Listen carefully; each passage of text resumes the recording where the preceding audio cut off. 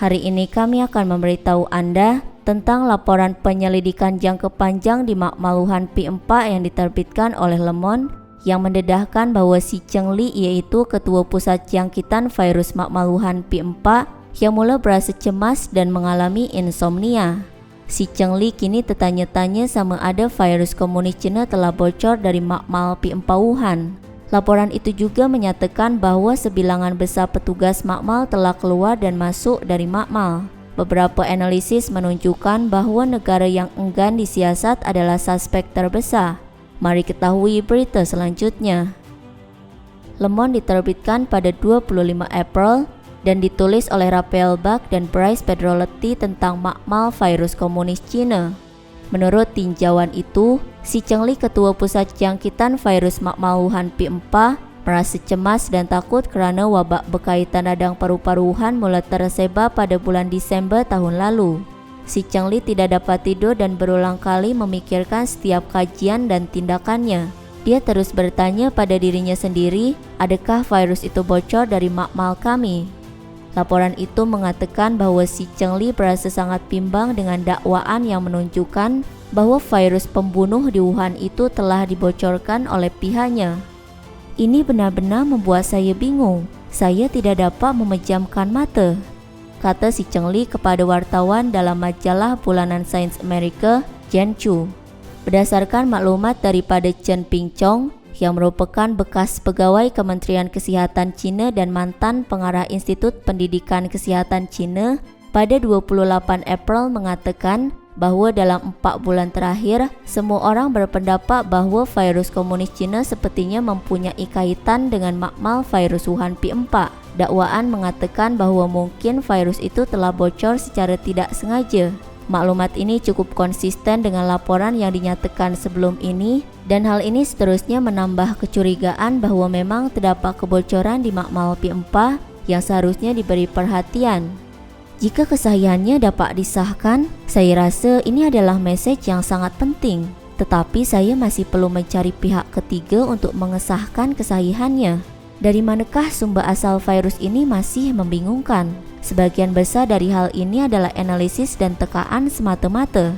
Ringkasnya, jika Anda benar-benar ingin mengetahui kesahihannya, Anda perlu melakukan kajian lapangan, kata Chen Pingchong.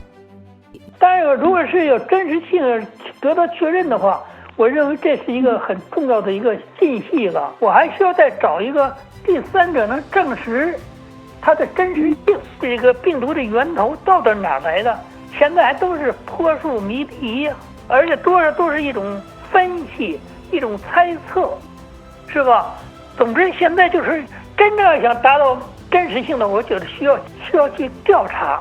Selain itu, laporan itu juga mempersoalkan tentang pengiriman pegawai tinggi komunis Cina ke Makmal P4. Laporan penyiasatan mengatakan bahwa si Cheng Li dan beberapa pasukannya melakukan eksperimen fungsi yang lebih baik, yaitu kajian untuk membentuk semula virus agar lebih menular dan kemudian mengenal pasti kelemahan untuk menguji perubatannya.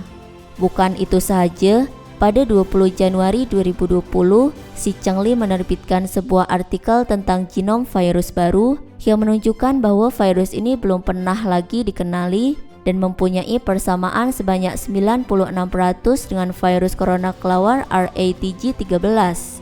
Laporan itu juga mengatakan bahwa pegawai tertinggi rejim komunis Cina telah membuat keputusan besar. Major General Chen Wei dari Angkatan Tentera Pertahanan Kimia Cina tiba di Wuhan pada 31 Januari 2020. Pada waktu itu, menerusi laporan media rasmi menggambarkannya sebagai Dewi Perang. Para pegawai mendakwa bahwa Chen Wei telah pergi ke Makmal P4 untuk mengembangkan vaksin antivirus corona. Le Monde dalam laporannya mengatakan bahwa jika pihak berkuasa komunis tertinggi Cina tidak meragui Makmal Wuhan P4, maka pihak berkuasa Cina tidak akan menghantar perwakilan berkuasa penuh ke Makmal P4 untuk penyiasatan. Difahamkan terdapat banyak makmal untuk penyelidikan virus di Wuhan. Penyelidikan si Cheng Li memerlukan makmal dengan tahap keselamatan P3 dan P4. Laporan menunjukkan bahwa makmal P4 yang merupakan kerjasama antara China dengan Perancis terletak kira-kira 30 km di barat daya Wuhan dan merupakan bangunan berwarna kelabu muda dengan menara dan bangunan pejabat di sebelahnya. Bagaimanapun, laman web resmi Akademi Sains Cina dan PT Google secara salah telah menandakan bangunan ini terletak di kampus Institut Penyelidikan Virus Lama berhampiran Danau Timur. Makmal P4 adalah makmal dengan tahap keselamatan tertinggi dan mengkaji virus yang sangat berbahaya seperti Ebola. Makmal itu siap dan diserahkan pada tahun 2017 dan mulai digunakan pada awal 2019. Berita selanjutnya, bekas pegawai Kementerian Kesehatan yang tidak membenarkan siasatan dilakukan adalah suspek terbesar. Pada 17 April, Washington Post melaporkan bahwa diplomat Amerika Syarikat berulang kali memberi amaran bahwa makmal P4 di Wuhan berpotensi membahayakan keselamatan. 4 hari kemudian, Yuan Qiming yang merupakan pengarah makmal dan pegawai atasan kepada Xi Chengli menyatakan bahwa virus itu tidak berasal dari makmal P4. Laporan itu mempercayai bahwa Yuan Qiming hanya mempertahankan reputasi seluruh komuniti penyelidikan saintifik di China. Yuan Qiming mengetahui tentang kabar angin tempatan dan asing mengenai makmal P4 serta kabar angin mengenai sebilangan besar pelajar yang memasuki dan meninggalkan makmal P4. Kabar angin itu mengatakan bahwa penyelidik makmal kadangkala membawa masuk sehingga 20 orang pelajar pada masa yang sama.